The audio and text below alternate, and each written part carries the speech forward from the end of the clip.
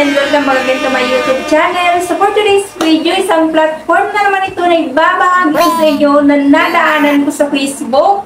Na kung saan nga po ay nagpapahiram daw po ito for up to 20,000 pesos at meron daw po itong 1% na interest per month at up to 91 days na repayment terms. Ala, totoo na naman kaya ito. Baka mabudol na naman tayo dito. Ayan, so panoorin mo lang muna ang video nito hanggang dulo dahil dito nga po papakita ko nga po sa inyo kung totoo nga ba na nagpapahiram ito ng pera or baka isa na naman ito sa mga iniiwasan nating platform na loan share at nagpapaasa lamang sa huli or baka isa rin ito sa magiging kasagutan sa pangangailangan nating pinansyal kung saan naman ay magiging satisfied tayo the way na magpapahiram sila ng pera. So bago tayo mag-proceed, kung bago pa lang po dito sa aking YouTube channel, please consider to subscribe na muna and click mo na rin po ang notification bell dyan para naman lagi kang updated sa mga incoming videos na ina-upload ko dito sa aking channel.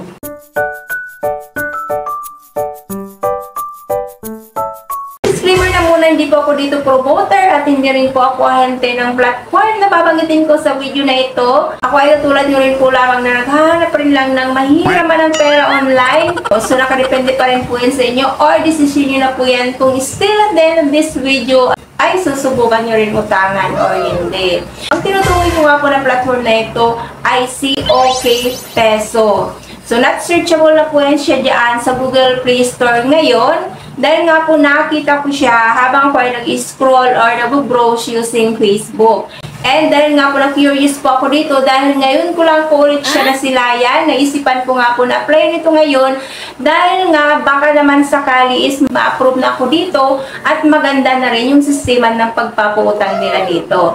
Kaya naman this time sinubukan ko na po siyang applyan nang sa gayon makita ko nga dito kung magkano nga ba yung possible amount na i-approve dito sa akin as a first-timer borrower at ano-ano yung mga deductions niya dito at how much yung marireceive sa yung GCash account. To proceed with, so install na natin ito si OK Peso sa ating mga cellphone. Kailangan mo mag-register using your cellphone number and bubungan po yan dyan agad ang kanila pong privacy policy na kung saan humingi sila ng permission to access your phone. And click nyo lang po yan dyan ng agree or accept to continue. And una nga magpipilak tayo ng basic information. So hingiin yung full name mo, gender, date of birth, and email address. And next, personal information.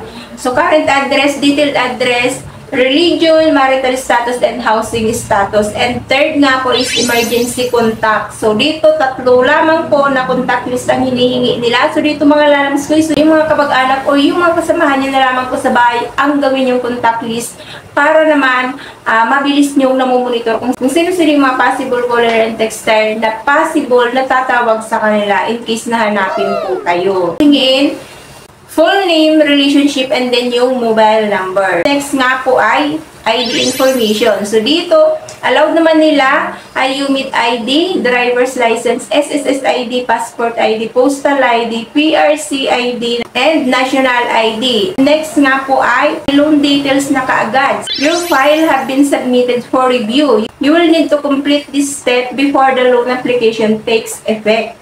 So, dito nga po, ay maaari nga po kayo makapamili dito from 500 up to 20,000 pesos. So, loan period available is merong 7 days, 14 days, 91 days, and 210 days. And dito nga po sa akin, so, dahil wala na akong nilagay dito na iba pa pong information aside doon sa isang valid ID na nilagay ko, ay meron daw po akong available na loan amount worth of 500 pesos. And loan period lang daw nun ay 7 days lang po ang binigay nila. So, step 5 nga po dito ay bank information. So, withdrawal method. So, available nila ay bank, GCash, Primaya, M. Lowellier, and RD Pawn Shop. So, mamimili lamang po kayo dito kung saan nyo nga ba preferred na i-disburse ang iyo pong loan amount. And loan details, nakalagay niya, interest daw po nun ay nagre-range from 36 to 78. So, service fee, nagre-range from 54 pesos up to 117.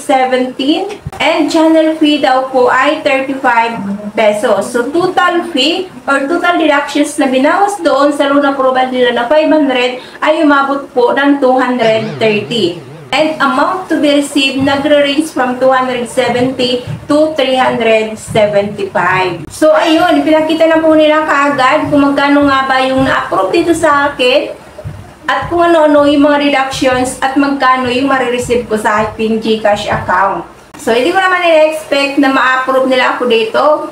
But it's okay na nag-approve sila for 500 pesos dahil dito nga po nakita ko kung ano yung mga deductions niya doon sa 500 and then magkano yung marireceive ko sa GCash account. So masasabi ko naman po dito kay OK Pesos. So okay naman siyang hiraman ng pera. Okay naman po siyang applyan dahil wala pa nga pong 3 minutes nang nagtatry ako na mag-apply dito.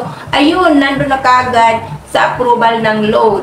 Yun nga lang, na-approve nga lang po ako dito for only 500 pesos at may mga deductions pa siya doon na ibabawas sa 500 which is na hindi ko nga po buo na ma-receive yung na-loan ko dito. And the worst pa is kailangan ko siyang ibalik after 7 days or 1 week. At yun, maliit lang po or mababa lang po yung first loan na in-approve nila. Ito naman po ay nakadepende po yan so kung paano nga ba or ano-ano yung mga information na nilagay niyo doon sa inyo pong application dahil doon naman po sila nagbabase kung magkano nga ba yung i-approve nila sa'yo. So parang nga po may makatulong sa atin para makapag-decide tayo kung hihiraman ba natin ito ng pera sa OK Peso o hindi. So meron ako ditong ilan sa mga borrowers nila na legit na nakahiram na sa kanilang pera. So babasahin natin para nang sa gayon dito pa lang ay mag-ID na po kayo kung hihiraman niyo pa rin po ba ito ng pera o hindi.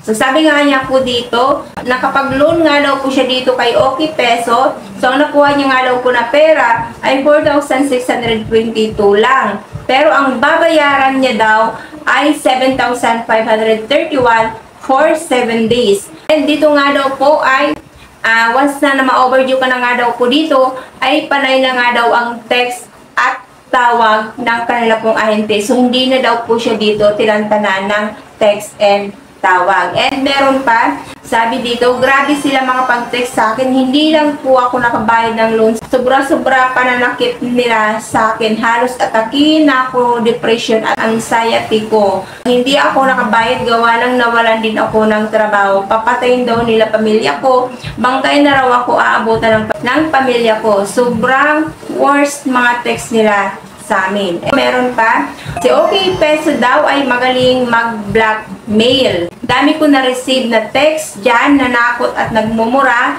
Screenshot ko nga lahat. Yung mga contacts mo, tatawagan yan. Ang palabas nila, nilagay mo daw sila na reference which is a violation of data privacy. Ito nga daw po kapag hindi ka pa dito makapagbayad at na-overdue ka pa dito, so yung mga contact list mo nga daw po ay tinatawagan na ng mga ahente ng OK Peso. So, meron na po kaagad ng harassment.